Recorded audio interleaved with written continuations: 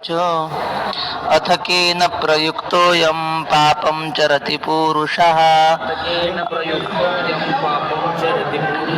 अनिच्छन्नपि वार्ष्णेय बलादिव नियोजितः।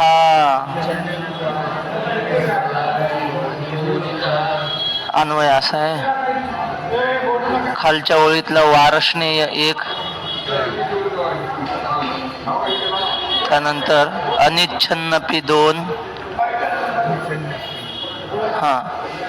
बलादिव तीन, वरच्या पुरुषातलं पुरुष हा चार, पापम पाच, अथ सहा, अयम सात, ते द्विखंड आहे ना यश सारखं त्याच्यावर सात, केन आठ झालं. वार्ष्णेय म्हणजे वृष्णी कुलात उत्पन्न झालेल्या हे कृष्णा. अनिच्छन्नपी म्हणजे इच्छा नसून सुद्धा. बलादिव म्हणजे बळजबरीने. पुरुष हा पापम चरती, इच्छा नसून सुद्धा माणसं पाप करतात. अथ म्हणजे अशा प्रकारे, केन प्रयुक्तोयम अयम केन प्रयुक्त हा, असं माणसाला कोण प्रयुक्त करतं पापामध्ये?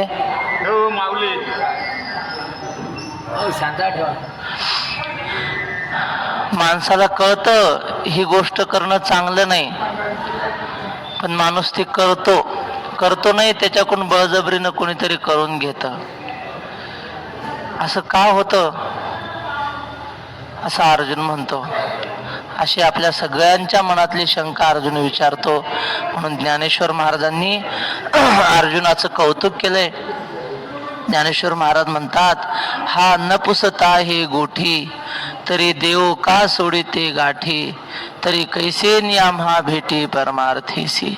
या अर्जुनाने जर हे प्रश्न विचारले नसते तर आम्हाला कशी काय हे तत्वज्ञान कळालं असतं, हा परमार्थ कळालाच नसता. हे अर्जुनाचे उपकार आहेत की आमच्या मनातल्या शंका अर्जुन विचारतोय. आपल्यालाही कधी कधी मनात शंका येते की नाही, कळतं माणसाला हो ही गोष्ट वाईट आहे. तंबाखूच्या पुडीवर चित्रासहित लिहिलेलं असतं हे खाऊ नये. वाचता येत नाही का माणसाला?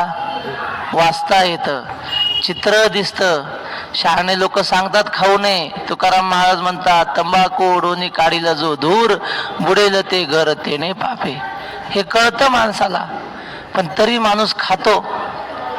पिऊ नये कळतं, पण तरी माणसं पितात. का असं होतं?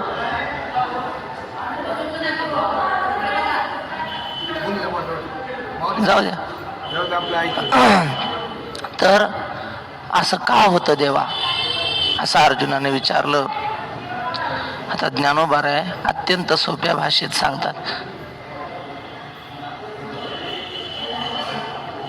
तरी देवा हे ऐसे कैसे, जे ज्ञानी आहे स्थिती भ्रंशे, मार्गो सांडुनी अनारिसे चालत देखो. तर देवा हे असं कसं होतं रे? ज्ञानी आहे स्थिती भ्रंशे, ज्ञानी माणसं सुद्धा अवस्था त्यांची बिघडते. स्थिती म्हणजे आस्था म्हणा, अवस्था त्यांची बिघडलेली दिसते. मार्ग सांडून अनारेसे चालत देखो, चांगला मार्ग सोडून वाईट मार्गाला जाताना दिसतात. ज्याला मार्ग माहिती आहे, जो विष अमृत ओळखे, हे चांगलं आहे हे वाईट आहे त्याला कळतं, तो अमृत काय सांडू शके? ज्याला कळतं या वाटीत विष आहे आणि या वाटीत अमृत आहे, असं कळाल्यावर विष कोणी पिईल का? पण पिताना दिसतात जगामध्ये माणसं, जाणून बुजून हे मारणार आहे असं कळून सुद्धा ते पितात. असं का होतं देवा? चांगला सन्मार्ग माहीत असून काट्या कुट्याच्या आड रस्त्याने का जातात शहाणी माणसं सुद्धा? सर्वज्ञ ही जे होती, हे यो पादेय ही जाणती, तेही परधर्मे व्यभिचरती कवणे गुणे. सर्वज्ञ आहेत, ज्यांना सगळं कळतं, जगामध्ये चांगलं काय वाईट काय, काय घ्यावं काय सोडावं सगळं कळतं, नित्य काय अनित्य काय सगळं कळतं. सर्वज्ञ आहेत ते. हेय पादेय ही जाणती. हेय म्हणजे टाकण्यास योग्य, सोडून देण्यास योग्य, आणि उपादेय म्हणजे घेण्यास योग्य. म्हणजे विधिनिषेध ज्यांना कळतो, त्याज्य ग्राह्य हे ज्यांना कळतं, तेही परधर्मे व्यभिचरती कवणे गुणे. ज्ञानेश्वर महाराजांनी असं म्हटलंय. लहान लेकरू असताना ते रांगताना त्याच्या हातात काही दिलं आपण, खेळणं जरी दिलं तरी ते तोंडात घालतं. खडा दिसला तोंडातच टाकते, काही दिसलं की तोंडात घालते. त्याला कळत नाही ही गोष्ट चांगली आहे का वाईट आहे. ऐकताना तुम्ही लहान लेकराला कळतं का काय? काही दिसलं की हे चोख हे मैळ ऐसे नेनोनिया बाळ देखे ते केवळ मुखीची घाली. हे चांगलं आहे वाईट आहे काय कळत नाही, मुखातच घालतं. बरं त्याचा गुन्हा आहे का? त्याला कळतच नाही चांगलं वाईट, मग त्याचा काही गुन्हा नाही. पण ज्यांना चांगलं वाईट कळतं ते बी काही खातात, मग हा गुन्हा आहे की नाही? मग ज्ञानेश्वर महाराज म्हणतात, हे यो पादेयही जाणती. त्यांना कळतं हे त्याज्य आहे, हे ग्राह्य आहे, तरी सुद्धा जे अग्राह्य आहे त्याज्य आहे त्याचं सेवन करतात. परधर्मी व्यभिचरती कवणे गुणे. आपला धर्म सोडून दुसऱ्या धर्मात व्यभिचार करतात जातात. असं का होतं? काल आपल्याला स्वधर्मे निधनम श्रेय परधर्मो भयावह असा श्लोक गेला ना.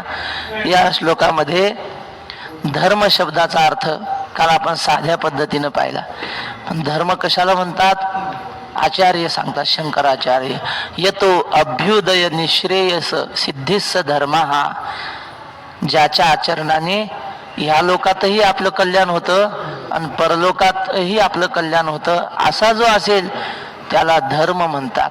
आणि असा धर्म चांगला प्राप्त होऊन सुद्धा परधर्मात प्रवेश करतात काही लोक.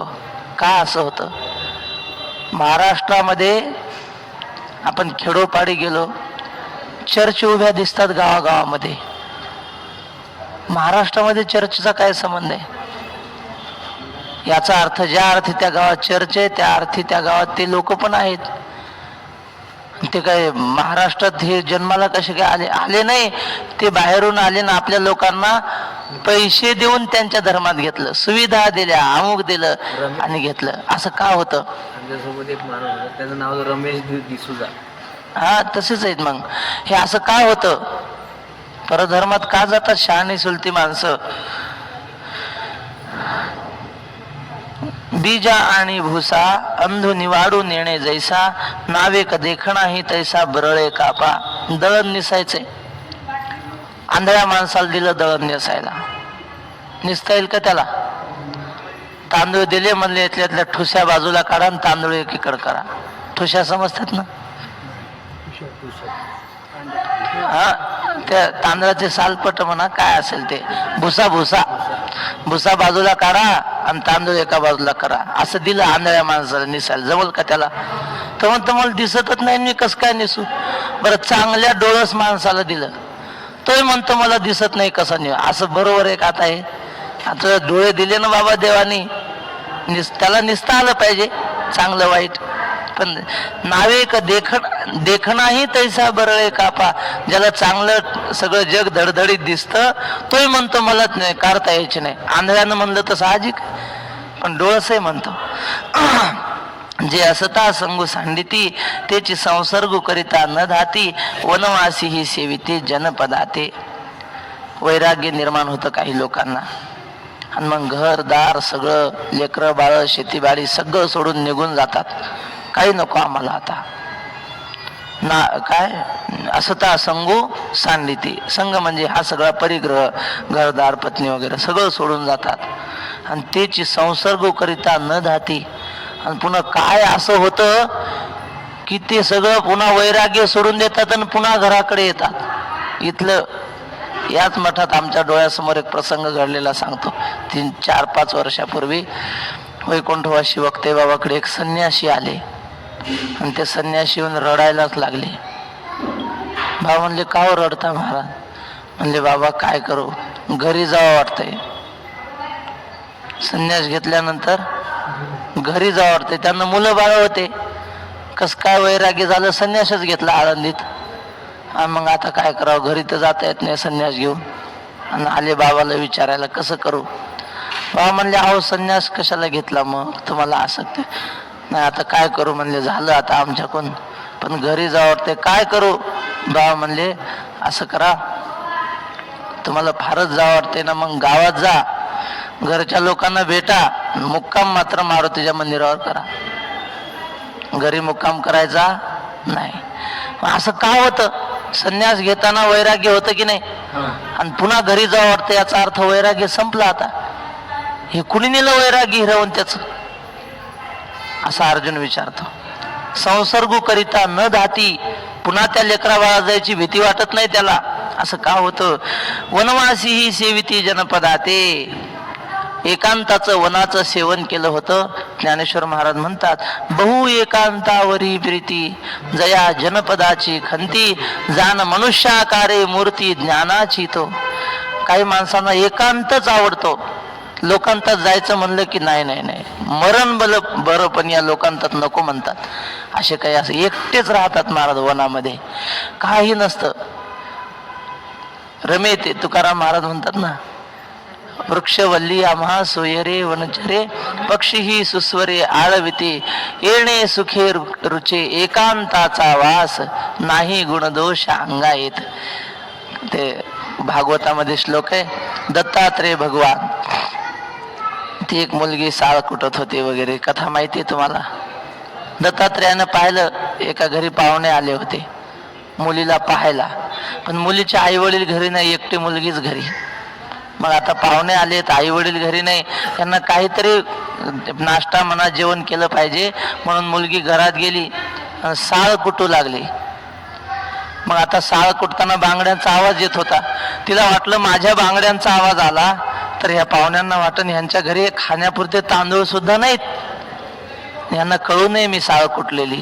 म्हणून तिनं काय केलं, 10-5 बांगड्या होत्या, त्यातल्या 4-5 काढल्या, पुन्हा कुटायला लागली तरी आवाज यायला लागला बांगड्याचा. पुन्हा 2-4 काढल्या तरी आवाज येत होता. पुन्हा तिनं काय केलं, 2च बांगड्या हातात ठेवल्या, कुटू लागली. सगळ्या तर काढू नये, सौभाग्याचं लक्षण आहे ते. आणि मग कुटताना 2 बांगड्याचा आवाज येत होता. मग शेवटी तिनं 1च बांगडी ठेवली आणि मग कुटायला लागली. आता आवाज येईल का? एका बांगडीचा आवाज येत नाही. हे दत्तात्रेयाने बाहेरून पाहिलं. वाह, या मुलीने आपल्याला शिकवलं, म्हणले गुरु झाली ही मुलगी. एकटं राहिलं की आवाज येत नाही. मग वासे बहुनाम कलहो, भवेद वार्ता द्वयोरपी, एक एव चरेत साधो कुमार या इव कंकणम. त्या कुमारीच्या हातातल्या कंकणासारखं जास्त राहिले की गलबला होणारच. लोक म्हणतात महाराज काय करा, आमच्या मठातल्या लोकांचं आमचं पटत नाही. पटतच नसतं, सगळ्या भावाचं पटत नाही ना, आपलं कसं काय पटन? वासे बहुनाम कलह होणारच. जास्त माणसं जिथं राहतात तिथं भांडणं होणारच, गलबला होणारच. भवेद वार्ता द्वयोरपी, दोघं राहिले तरी गप्पा होतात. म्हणून साधूने काय करावं, एक एव चरेत साधो. बाबा म्हणायचे ना, हा नाही, तुका म्हणे आम्हा एकांताचा आवाज, ब्रह्मी ब्रह्मरस सेवू सदा.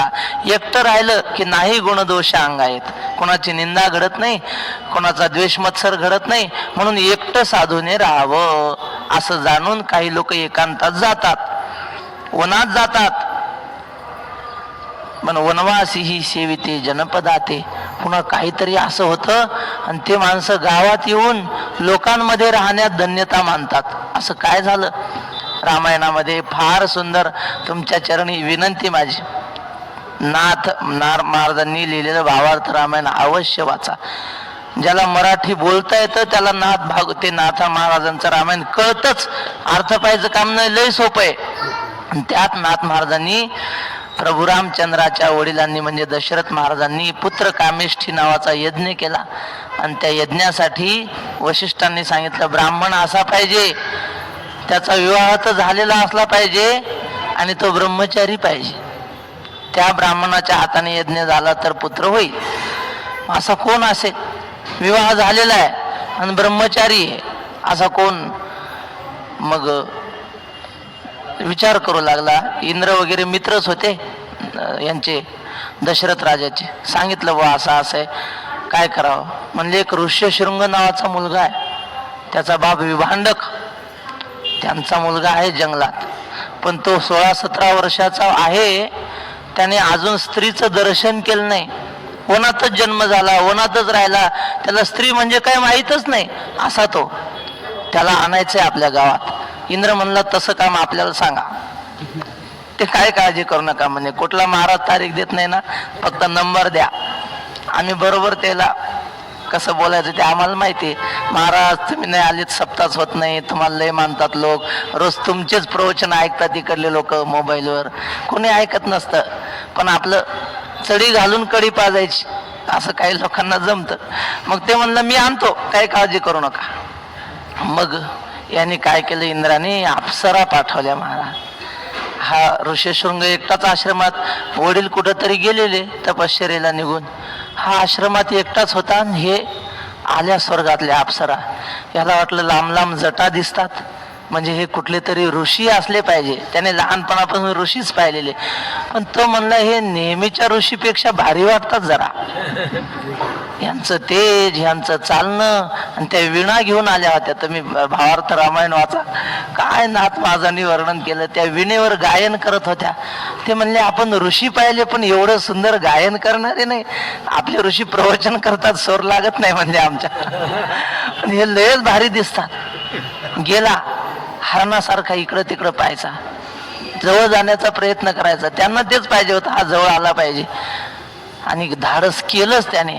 का हो महाराज, तुम्ही कुठल्या आखाड्याचे महात्मे आहात, कुठून आले आहात तुम्ही? त्यांनी सांगितलं आमचा आखाडा फार सुंदर आहे, आमच्याकडे म्हणले चांगले चांगले पदार्थ खायला भेटतात, मिष्टान्न भेटतं. आणि असं म्हणून त्याला थोडंसं बोलण्यात आपल्या गुंगवलं, निघून गेले. आणि याची तळमळ सुरू झाली, पुन्हा ते ऋषी भेटले पाहिजे, पुन्हा ते ऋषी भेटले पाहिजे. संध्याकाळी वडील आल्यानंतर याने सांगितलं बाबा, म्हणले फारच अलौकिक ऋषी आले होते हो, सारखी मला त्यांची आठवण येते, कुठून आले होते काय माहिती, पण सुंदर गायन करत होते वगैरे. आणि मग परत कधी मला भेटतील अशी मला आशा लागली. आणि दुसऱ्या दिवशी आल्याच महाराज त्या, आणि पुन्हा याला आपल्या बोलण्यात त्याच्यात गुंगून चला म्हणले आमच्या आश्रमाकडे नेतो तुम्हाला. आणि मग त्यांनी बोलत बोलत कुठं नेलं त्याला, अयोध्येत नेलं. विभांड का क्रोध आला असे भारी, आणि अयोध्या भितरी वेगी आला. आणि मग अयोध्येत आल्यानंतर असा गलबला हे चालूच राहणार, त्यानं त्यानं पाहिलं. आणि मग आल्याबरोबर आपली काय पुत्र स्नुषा, दशरथ राजाची एक कन्या, तिचं काय शांता नावाची कन्या दशरथ राजाची, तिच्याशी त्यांचा विवाह लावला. आणि लगेच त्यांना यज्ञाला बसवलं, म्हणजे काय म्हणतात त्याला, मंत्र सांगणारा पुरोहित म्हणून त्यांना बसवलं. त्यांना यज्ञ येतच होता. आणि मग विवाह तर झालेला आहे, पण ब्रह्मचारी आहेत ना, विवाह केला आणि लगेच त्यांना ते मंत्र सांगायला बसवलं आणि त्यांच्या हाताने यज्ञ करून घेतला. आता कधी गावाचं दर्शन न केलेला ऋषी गावात आला आणि आनंद मानायला लागला. कशामुळं हे, वनवासी ही सेविती जनपदाते, जनपद म्हणजे जिथं लोक राहतात ते. कशामुळं झालं असं, ते पुढे उत्तर येणार आहे. अर्जुन विचारतो असं का होतं. आपण तरी लपती सर्वस्वे पाप चुकविती, परी बळात्कारे सुईजती तयाची माझी. स्वतः माणसं काळजीपूर्वक जाणते माणसं पापापासून लपतात, पापाला आपलं दर्शनच होऊ देत नाहीत. पापाची वासना नको दाऊ डोळा, आपल्या डोळ्यालाही पाप दिसू देत नाहीत आणि पापालाही आपण सापडलो नाही पाहिजे असे लपतात पापापासून. आपण तरी लपती सर्वस्वे पाप चुकविती. ह्या रस्त्याने गेल्यानंतर पाप दिसलं असं वाटलं ना, रस्ता बदलून लांबून जाऊ, पण पापाचं दर्शन नको आम्हाला. सर्वस्वे पाप चुकविती, काही करून पाप टाळण्याचा प्रयत्न करतात. आणि त्याची बळात्कारे सुईजती तयाची माझी, अशी जाणती माणसं पुन्हा बळजबरीने पाप करण्यास प्रवृत्त का होतात. असं का होतं. जाणती माणसं असून सुद्धा बलात्काराने म्हणजे बळजबरीने पुन्हा पापामध्ये प्रवृत्त का होतात. जयाची जीवे घेते विवसी, त्याची जडोनी ठाके जीवेसी, सुकविता ते गिमसी तया तेची. अहो, एखाद्या विषयाचं नाव घेतल्यानंतर त्यांना विवशी म्हणजे भीती वाटते, नको रे बाबा, संसाराची गोष्ट सुद्धा मला नको, ऐकू सुद्धा वाटत नाही कानाने, असं समजतात. विषयाचं नाव काढलं तर ओकारी आल्यासारखं होतं त्यांना. नाव सुद्धा सहन होत नाही विषय सेवनाचं. जयाची जीवे घेती म्हणजे जीवे म्हणजे मनापासून, विवसी म्हणजे काय, किळस, त्या विषयाविषयी किळस धरतात मनामध्ये, तेची जडोनी ठाके जीवेसी, आणि तोच विषय पुन्हा त्यांचा जीव की प्राण होऊन बसतो. ज्या संसाराविषयी तिटकारा करत होते त्या संसाराविषयी आसक्ती धरून बसतात. चुकविता ते गिवसी तया तेची, जे सोडायला जातात तेच त्यांच्याजवळ येऊन बसतंय. एक माणूस काशीला गेला आणि काय सोडून आला, क्रोध, अभिमान ज्याला म्हणतात ना, तो सोडून आला. तो म्हणला लोक काय, कोणी केस काढून टाकतं काशीला, कोणी काय वाईट एखादी सवय सोडतं, चहा सोडतात, काय सोडतात. हा म्हणला सगळ्या जीवनात वाईट काय. मुक्ताबाईंनी सांगितलं ना, वेळ क्रोधाचा उगवला, अवघा योग फोल झाला. जन्मभर केलेलं पुण्य असेल आणि एकदा क्रोध निर्माण झाला ते क्रोध सगळं पुण्य जाळून टाकतं, असं मुक्ताबाई म्हणतात. म्हणून क्रोध सोडू म्हणे आपण काशीला गेला. अभिमान सोडला, क्रोध सोडला काशीला जाऊन, आणि गावात येऊन सांगू लागला बरं का, क्रोध सोडला पठ्ठ्याने, क्रोध काशीला जाऊन. ऐका कोणी आपल्यासारखा, लोक काही सोडतात, आम्ही काय सोडला, क्रोध सोडला. आणि मग घरी येऊन बसला. सुनबाईला सांगितलं तुला कळलं का? ती म्हणली काय हो? क्रोध सोडला म्हणे मी काशीला जाऊन. ती मनात म्हणू लागली माणसाचा स्वभाव जात नाही, दोरी जळती पण पीळ जळत नाही म्हणतात. तसं म्हणले हे मरण पण क्रोध नाही सोडणार, हे जीव सोडून पण क्रोध सोडणार नाही, कारण याचा स्वभाव माहिती आहे आपल्याला सासऱ्याचा. बर, क्रोध सोडला का मामाजी? बरं बरं. जेवायला बसले, मग वाढू लागली आणि वाढता वाढता ती म्हणली मामाजी काय सोडलं हो काशीला? तर म्हणलं क्रोध सोडला ना, आता सांगितलं की तुला. बरं बरं बरं. पुन्हा थोड्या वेळानं आली वाढायला. मामाजी मगाची माझ्या लक्षातच नाही, काशीला काय सोडलो? तर म्हणलं क्रोध सोडला ना, सांगितलं ना आता दोनदा तुला. तिसऱ्यांदा पुन्हा विचारलं, मामाजी माझ्या लक्षातच राहत नाही हो, जरा विसरबोळी. म्हणले काय सोडलं काशीला? एक कानाखाली लावली, ते सांगितलं ना क्रोध सोडून आलो. सोडला का? मग ज्ञानेश्वर महाराज म्हणतात जे सोडायला जातं तेच पुन्हा मानावर येऊन बसतं. असं का होतं? चुकविता ते गिवसी तया तेची, असं होऊ नये. पण होतं. ऐसा बलात्कारू एक दिसे, तो कवनाचा इथं आग्रह असे, हे बोलावे ऋषिकेशे पार्थू म्हणे. देवा, असा जो बळजबरी अशी जी दिसते समाजामध्ये, तो कवनाचा इथं आग्रह असे. तो कुणाचा म्हणून आग्रह आहे बरं? कोण असं बलात्काराने माणसाला करायला लावतं? हे बोलावे ऋषिकेशे पार्थू म्हणे. देवाला अर्जुन म्हणतो, देवा हे मला तुम्ही स्पष्ट आणि सोप्या भाषेत सांगावं अशी माझी तुम्हाला विनंती आहे. आणि देवाला ऋषिकेश म्हटलंय. ऋषिकेश का म्हणतात? तर नामदेव महाराजांनी सांगितलं, केशव म्हणती माझी या स्वामी ते नाशितो क्लेशा ते म्हणून या. बर. ऋषिकेश म्हणती माझी या स्वामी ते चाळी इंद्रिया ते म्हणून या. माझ्या स्वामीला ऋषिकेश का म्हणतात? ऋषी म्हणजे इंद्रिय आणि केश म्हणजे स्वामी, इंद्रियांचा स्वामी येतो. आणि चर्चा कशाबद्दल चालली? इंद्रियाबद्दलच चालली, विकाराबद्दलच चर्चा चालली. म्हणून बरोबर देवाला विशेषण माऊलीने काय वापरलं? ऋषिकेश. हे बोलावे ऋषिकेशे पार्थू म्हणे. श्री भगवान वाच काम एष क्रोध एष रजो गुण समुद्भवा महाशनो महापाप्मा विद्येन मिह वैरिणम. दोन क्रमांकाचं एश आहे की नाही, ते एक एश, पहिलं नाही दुसरं एश एक. त्यानंतर काम दोन, खालच्या ओळीत महाशना तीन, विद्ये की नाही त्यातलं ध्येय ये वर 4, विधी वी वर 5 झालं.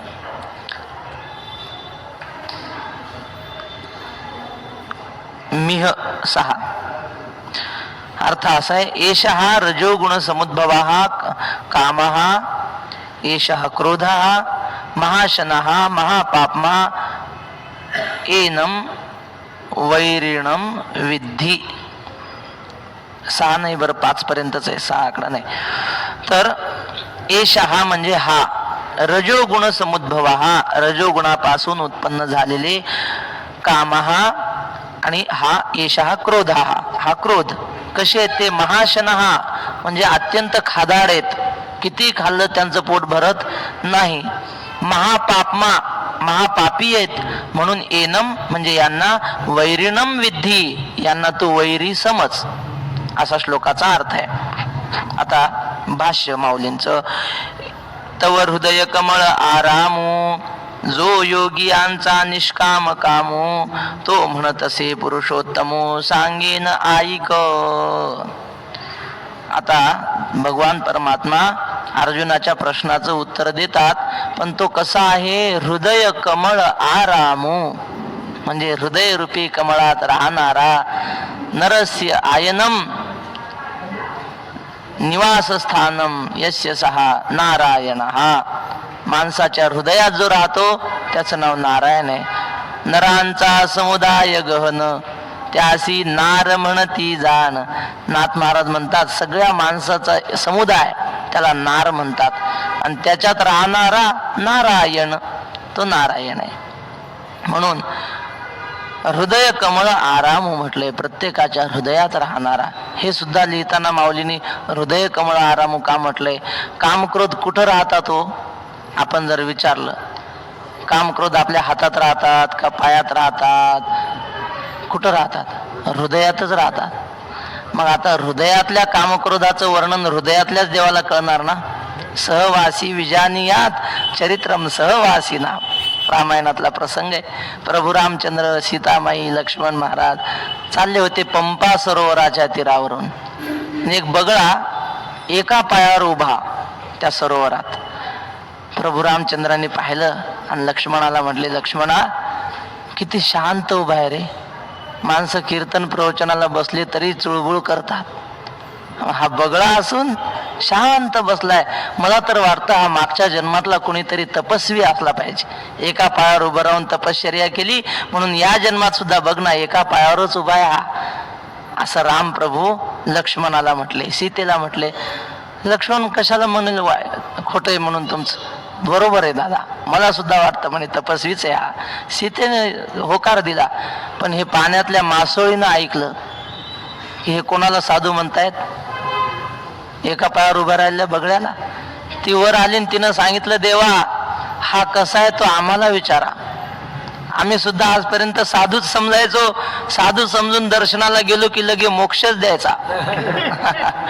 उभा राही एके चरणी धरणी ते धरुनिया, तपश्चर्या वाटे करीत जणू डोळे मिटुनिया.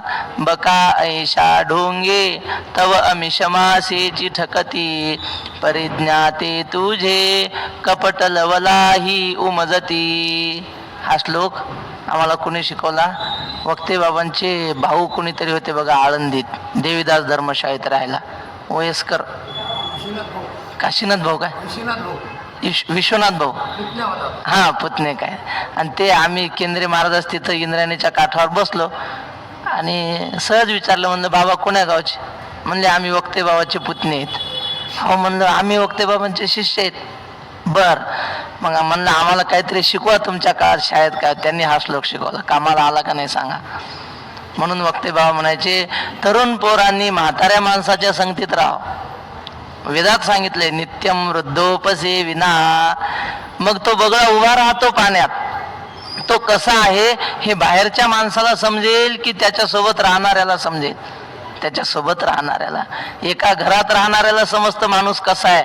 नुसतं कीर्तन ऐकून काय कीर्तन केलं महाराजांनी, ते घरी जाऊन विचारा महाराज कसे आहेत ते, मग कळतं. सहवासी विजानियात चरित्रम सहवासी नाम. तसं हृदयात राहणाऱ्या देवालाच कळतं हृदयात राहणारे कामक्रोध कसे आहेत. म्हणून हृदय कमळ आरामू, जो योगी यांचा निष्काम कामो, तो परमात्मा कसा आहे? निष्काम झालेल्या योग्यांना सुद्धा ज्याच्या प्राप्तीची इच्छा आहे असा निष्काम कामो. तो म्हणत असे आत्मा पुरुषोत्तमो सांगेन ऐक. तो भगवान परमात्मा अर्जुनाला म्हणतो, अर्जुना तुझ्या प्रश्नाचं उत्तर मी देतो ऐक. तरी हे काम क्रोध पाही जया ते कृपेची साठवण नाही. हे कृतांताच्या ठाई मानी जती. हे काम क्रोध आहेत ना, यांना जरा सुद्धा कोणाची दया येत नाही महाराज. अजिबात कृपा दया यांना येत नाही. कोणी कसंही असो, लहान लेकरू असलं, एखादा गुन्हा केला असेल, 18 वर्षाच्या आधीच्या मुलाने गुन्हा केला, कायदा सुद्धा त्याला माफ करतो, कारण हा अज्ञानी आहे. दया करतो, घटनेने सुद्धा त्याला फाशी होऊ शकत नाही. का? कारण वय कमी पडतंय ना, अज्ञानी आहे, सोडून द्या, दया येते त्याला. पण या कामक्रोधांना कोणाची दया येत नाही महाराज. कोणी असो, त्याचं पार मातीच करून टाकतात कामक्रोध. कृपेची साठवण नाही, हे कृतांताच्या ठाई मानी जती. म्हणजे ह्यांचा जर पराक्रम पाहिला ना, जणू काही काळाच्या बरोबरीचे आहेत. हे यमाला कोणाची दया येते का? नाही हो. म्हणजे पोरीचं लग्न राहिलं, एवढं झाल्यावर मग न्या, ते काही विचार करत नाही. का तारीख आली की घेऊन जाणे, नाही त्या यमासी करुणा, बाहेर काढिता कुडी प्राणा. ओढाळ सापडे जैसे धन्या, चोर यातना धरी जेतो. त्या यमाला कुणाची करुणा नाही, तशी या कामक्रोधाला कुणाची करुणा नाही. बघा, तुकोबाऱ्याचं प्रमाण अगदी तंतोतंत. नाही त्या यमासी करुणा, तसे या कामक्रोधांना सुद्धा करुणा नाही. म्हणून हे कृतांताच्या ठाई, कृतांत म्हणजे काळ, त्या काळाच्या बरोबरीचे आहेत, मानले जातात काळाच्या बरोबरीचे. हे ज्ञान निधीचे भुजंग, विषय दरीचे वाघ, भजन मार्गींचे मांग मारक जे. ज्ञानरूपी धनावर ठेवलेले साप आहेत. पूर्वी असे हांडे पुरून ठेवायचे लोक, आणि मग ते हांडा कोणी नेऊ नये म्हणून त्याच्यावर काहीतरी साप करून ठेवायचे म्हणतात, पिठाचा, याचा, उंड्याचा. आणि मग तो साप खराच व्हायचा पुढे. म्हणून ते धन पाहिजे असेल तर आधी त्या सापाचा बंदोबस्त करायचे. व्हावे लोचन पायाळाचे. तर त्या हो, तर हे ज्ञानरूपी धनावरचे भुजंग आहेत. ज्याला ज्ञान पाहिजे असेल ना, आधी त्याला काम क्रोध आडवे येतात, आणि त्याच्या पलीकडे गेल्याशिवाय काम क्रोध आड पडिले पर्वत, राहिला अनंत पलीकडे. त्याच्या पलीकडे देव आहे, ज्ञान आहे. मग हे ज्ञानरूपी निधीचे भुजंग आहेत, साप आहेत मोठे. भजन मार्गींचे मांग मारक जे. भजनाच्या मार्गावरचे म्हणजे देवाची सेवा करण्याच्या मार्गावरचे हे वाटमारे आहेत. भजनाच्या मार्गाने कोणी चालला की त्याला काम क्रोध असे फसवतात. सुंदर भजन यायला लागलं, आधी काही येत नाही, आणि मग लोक श्रद्धा असते देवावर, भजन आलं पाहिजे आलं पाहिजे असं वाटतं. आणि मग थोडं यायला लागलं की कार्यक्रम सुरू होतात, आणि मग कार्यक्रम सुरू झाला की लोभ सुरू होतो.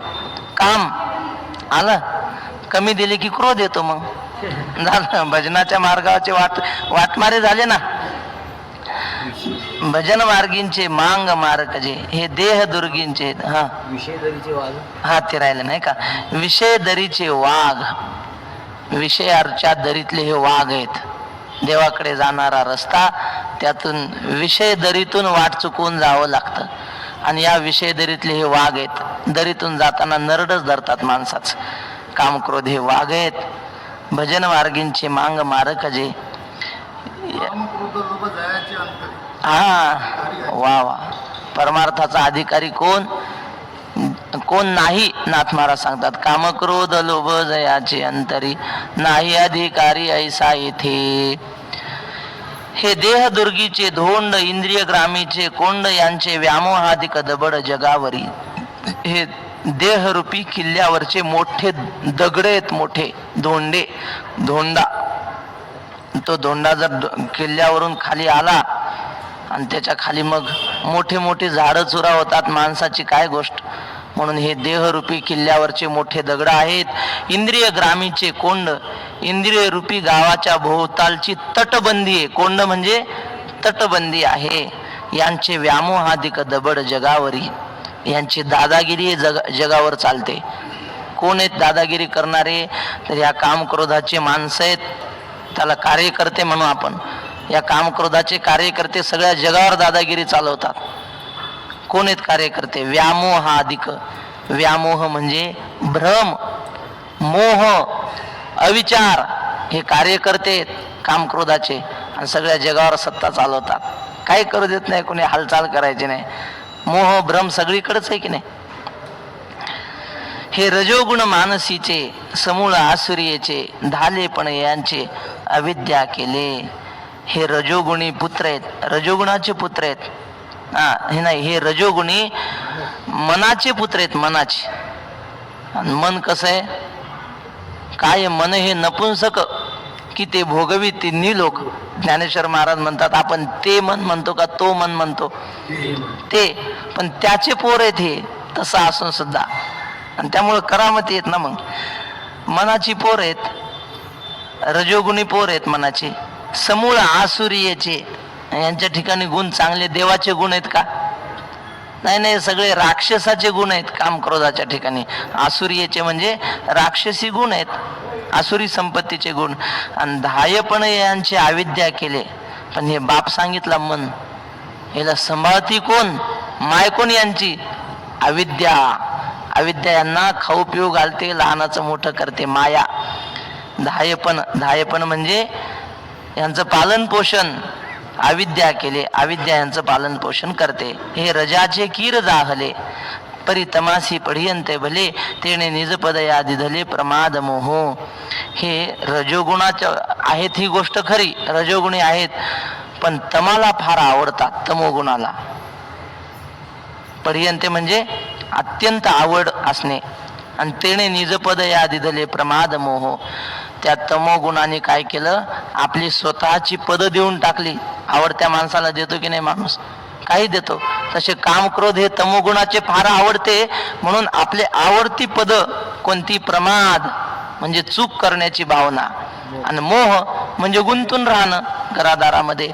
ही दोन पद तमोगुणांनी कामक्रोधांना आवडीनं देऊन टाकले. हे मृत्यूच्या नगरी मानिजती निकिया परी, हे जे जीविताचे वैरी म्हणून या कामक्रोधांना सन्मान मिळतो. कुठे? मृत्यूच्या नगरामध्ये, म्हणजे यमसदनामध्ये फार सन्मान मिळतो. का? कारण यम जे काम करतो तेच कामक्रोध काम करतात. यम काय काम करतो? मारायचं, घेऊन जायचं माणसाला. कामक्रोध तरी काय करतात? मारतात. क्रोध आला की माणूस जीव देतात माणसं रागाच्या भरात. म्हणजे कुणी मारलं? यमाने मारलं का क्रोधाने? आणि यमाचं काम केल्यावर यमाला आवडणार नाहीत का ते? आहे की नाही?